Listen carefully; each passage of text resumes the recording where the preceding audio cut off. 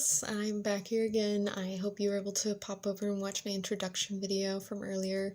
I really wanted to get on here to be able to give people tips and pointers about different things in their life that they can improve, or things that they didn't know about that could be useful to them on their lifestyle journey or their health journey. So I'm here to do that today, and I'll try and be on here weekly to give little tips and tricks and pointers, and just talk about certain issues that are relevant to a lifestyle change or to a health journey, and possibly even to what's going on in the world today. So today I wanted to talk a little bit about mindfulness, and mindfulness really comes up in a lot of different areas. It doesn't have to be just mindful eating. Mindful eating is really important. It's where you're fully aware and engaged while you're eating a meal. All of your senses are engaged, they're heightened. You are recognizing your hunger cues, a growling stomach, a headache, lightheadedness. Those are all different hunger cues, irritability. Or recognizing when it is emotional, because we do have emotional attachments to food as well. And then also being aware of when you're full. So being totally present and in that moment helps you understand your body, and you can recognize when you're full. So it prevents you from overeating.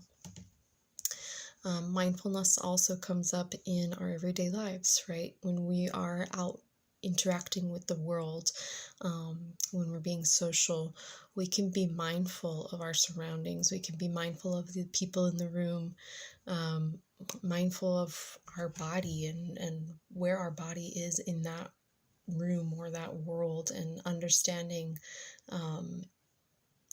people's, how do you say it? Understanding the energy that people are giving off and reading that energy. So really being intuitive, and being fully aware and fully present in that moment, and really taking the time to listen to what people are saying and observing what's going on around you. That will help you connect with people better. Not only will it help you connect with people better, but it'll help you understand them and really respect their space and what they're going through. And it'll just give you a better insight as to how to be interacting in that space. And then it can also give you insights into, problem solving.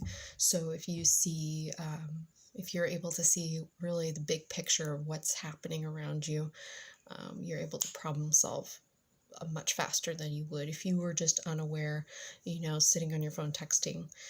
I see a lot of that these days when people are at the restaurants or they're in public, they're just sitting on their phones texting, and trust me, I'm guilty of it too.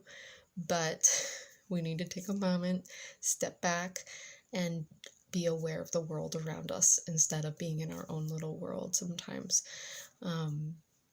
Just take a moment to take it all in and be appreciative of where you're at, and,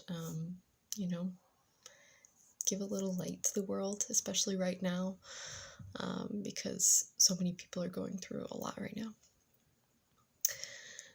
We can also be mindful in our relationships, so really taking a moment to think about what you are saying or doing before you actually do it will help to prevent those kind of arguments or animosities in a relationship, or saying hurtful things that we don't mean to say, but we're just in the moment and we really have to get it out.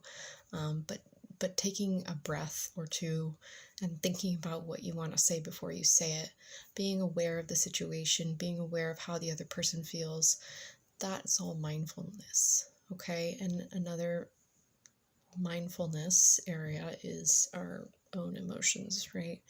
So take a moment every day to check in with yourself. How are you feeling? What what kind of things trigger you or are triggering you that day. Being aware of those emotions will help you kind of intuitively know what to do about it. And so, and another thing too, it kind of connects with mindful eating. If we are not aware of our emotions, that can lead to emotional eating, because we're not aware of what's going on and it's triggering something in our bodies, and we want to find a fix for it, but we're not sure. So sometimes we just go and start eating because it's that emotional kind of comfort that we get from that. But if we're able to check in with ourselves, able to understand what it is we're feeling and what triggered that emotion, then we can go back to the source and either prevent it for the next time, or we can confront it and deal with it at that moment. So it's really important to kind of understand how mindfulness kind of affects all parts of our lives and what we can do about it. And I think it's really important, especially these days, to be mindful of people's feelings and emotions, and especially your own feelings and emotions, and being in touch and in tune with your body, and understanding where other people are coming from and understanding where you're coming from, and really taking the time to communicate that, and just be present, and try not to overthink things, but really just be in the moment and understand where people are coming from. I hope this was helpful, and if you liked this video, give it a like below, and if you want to see more, just hit that subscribe button, and I will be hopefully trying to post these once a week. It'll be a different topic each time, so hopefully you'll get a lot of good information from it. Thanks, bye.